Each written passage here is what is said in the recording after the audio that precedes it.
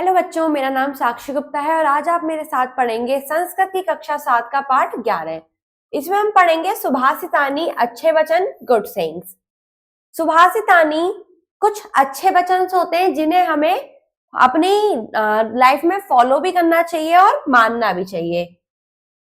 इसमें कम शब्दों में हमें बहुत अच्छी बातें समझाई हुई होती हैं, जैसे गुणा गुणज्ञेषु गुणा भवन्ति ते निर्गुणं प्राप्य भवन्ति दोषा सुस्वादु तोया प्रभन्ति नद्याः समुद्रमा स्वादं भवन्त पेयाः।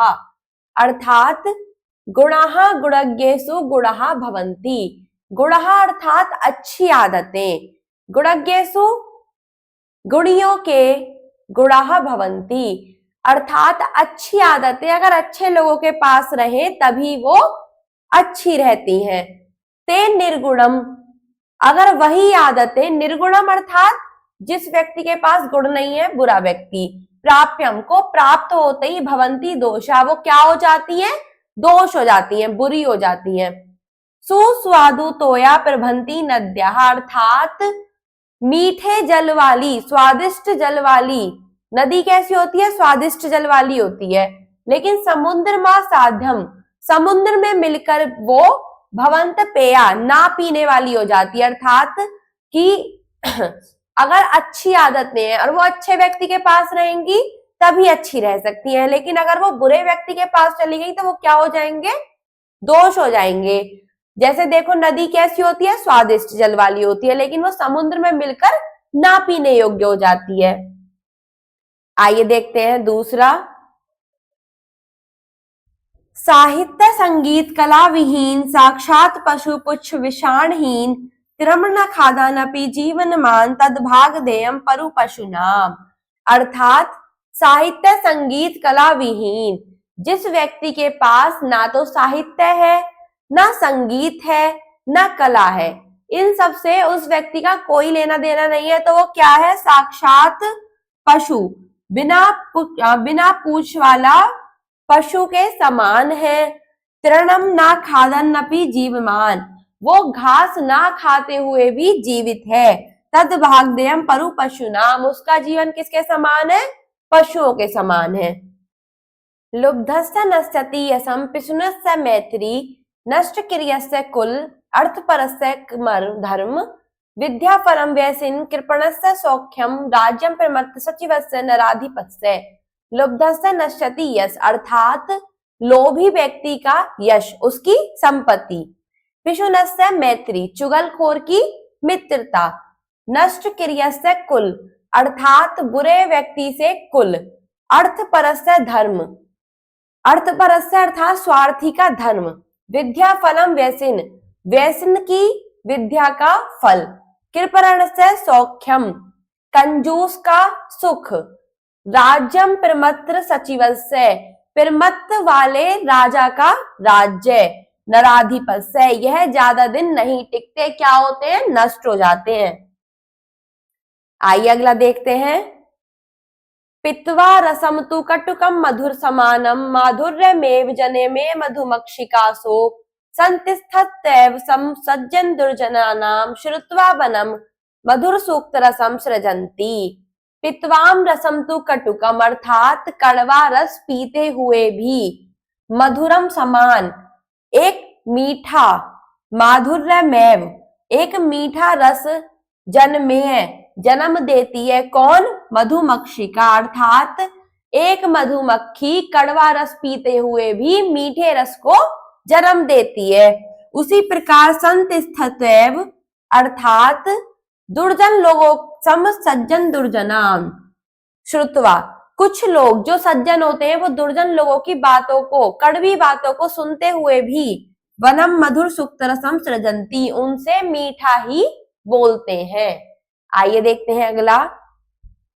महत्वाम प्रकृति सैव वर्धिता नाम परेरपि ना जहाती निज भावम संख्यासु लाख त्रियथा। अर्थात कि जो अच्छे लोग होते हैं वो किसी भी प्रकार में अपनी स्वभाव को नहीं बदलते। जिस प्रकार संख्याओं में 9 अपना स्वभाव नहीं बदलता, उसी प्रकार अच्छे व्यक्ति किसी भी महत्व की वजह से अपना स्वभाव नहीं बदलते। स्त्रियाम अर्थात लक्ष्मी, रोचन मायाम अर्थात लक्ष्मी के अच्छा लगने पर, सर्वम तदम रोचते कुलम, जो पूरा कुल होता है वो अच्छा लगता है। तस्याम तो रोचनायाम सर्वे न रोचते, और लक्ष्मी के अच्छा नहीं लगने पर पूरा कुल अच्छा नहीं लगता है। आइए चलते हैं इस पाठ के हिंदी अनुवाद पर। प्रथम है गुण गुणजनों में ही बने रहते हैं, वे गुण निर्गुण दुर्गुण व्यक्तियों के पास जाकर दोष बन जाते हैं। नदियां स्वादिष्ट जल वाली होती हैं, वे भी समुद्र में मिलकर अपेय ना पीने योग्य बन जाती हैं। साहित्य, संगीत और कला से रहित व्यक्ति सींग और पूंछ से रहित साक्षात पशु है। वह घास न खाते हुए भी जीवित है। यह तो पशुओं के लिए परम सौभाग्य की बात है। लोभी का यश, चुगलखोर की मित्रता, निकम्मे का कुल, अर्थपरक स्वार्थी का धर्म, व्यसनी की विद्या का फल, कंजूस का सुख और प्रमत्त मंत्री वाले राजा का राज्य नष्ट हो जाता है। वह मधुमक्खी तो कड़वे रस को पीकर भी मधुर के समान मधुरता शब्द ही उत्पन्न करती है, उसी प्रकार सज्जन लोग दुष्टों के कटु वचन को सुनकर भी सज्जनों के समान मधुर सूक्तियों के रस वाली वाणी बोलते हैं। 5. दूसरों के द्वारा प्रशंसित होने या बढ़ाए जाने पर भी महापुरुषों का स्वभाव उसी तरह नहीं बदलता है जिस तरह संख्याओं में 9 का अंक अपना स्वभाव नहीं छोड़ता है।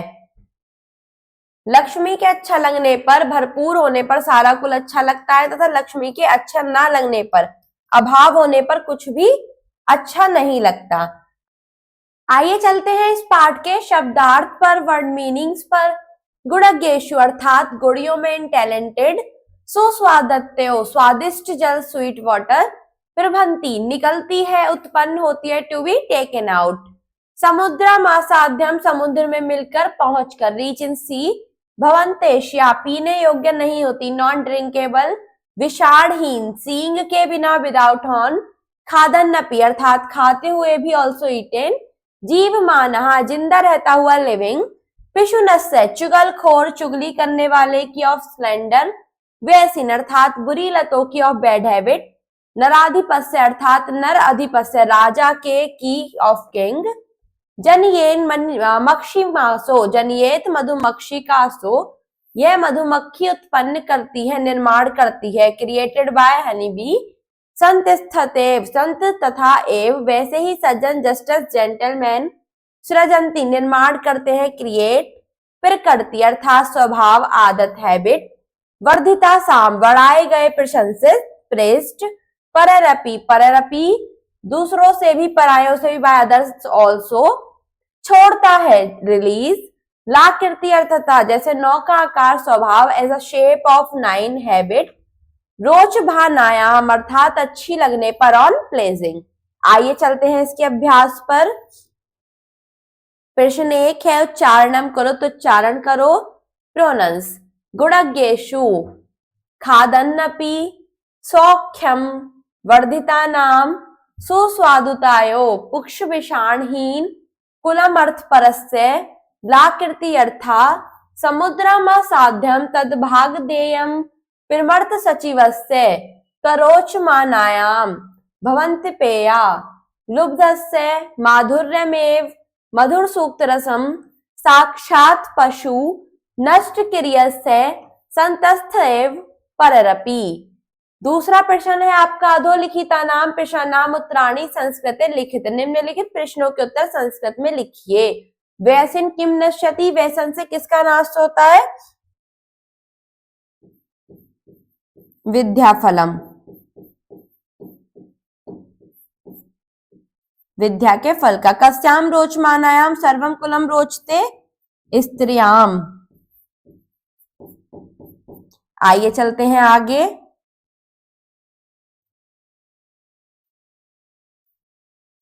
प्रश्न 3 है, कशम यशम नश्यति, किसका यश नष्ट होता है? लुब्धस्य लोभी का। कस्मिन श्लोके सत्संगते प्रभावो वर्णितः, किस श्लोक में सत्संगति के प्रभाव का वर्णन किया गया है? पित्वाम रसम तु कटुकम मधुरम समानम माधुर्यमेव जन्मे मधुमक्षिकासो संतस्थैव संसज्जनम दुर्जनाम श्रुत्वा वन मधुर सूक्तसम सृजन्ति। प्रस्तुत श्लोक में सत्संगति का वर्णन किया गया है। आइए चलते हैं प्रश्न 5 पर। मधुर सूक्त रसम के सृजन्ति संतः। प्रश्न 3, रिक्त स्थानानि पूर्यत, रिक्त स्थानों की पूर्ति कीजिए। समुद्रा साधम भवंत पेया,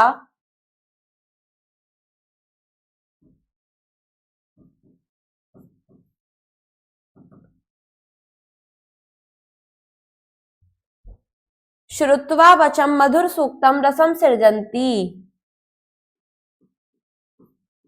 विद्याफलम वयसनीन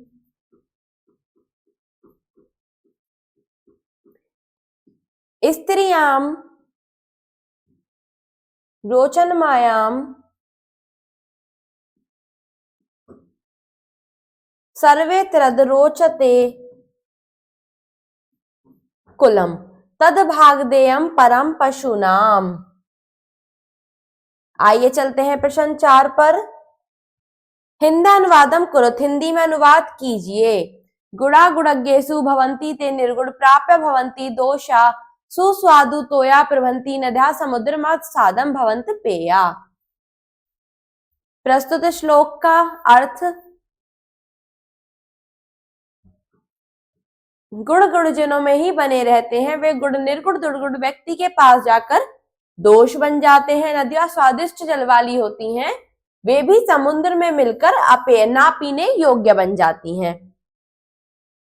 अगला आपका भावार्थ है, लक्ष्मी के अच्छा लगने भरपूर होने पर सारा कुल अच्छा लगता है और उसके अभाव में कुछ भी अच्छा नहीं लगता।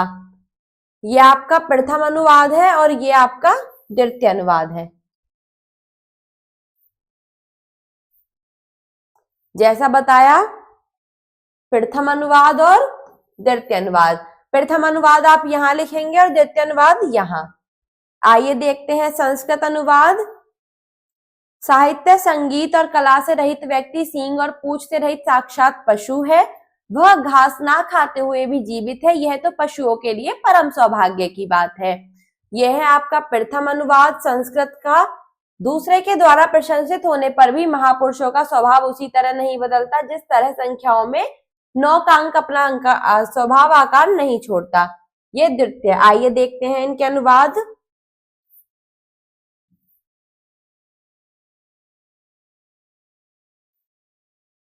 प्रथम अनुवाद है आपका, साहित्य संगीत कला विहीन साक्षात पशु पुष्य विषाणहीन तृणम न खादनपि जीवमान तद्भाग देयम परम पशु नाम। द्वितीय अनुवाद है,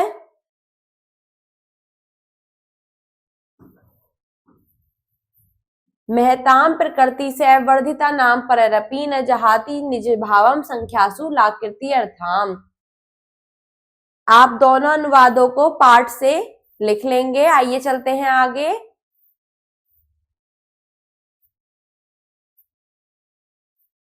गुड़ा केशु भवंती, गुड़ किस में रहते हैं?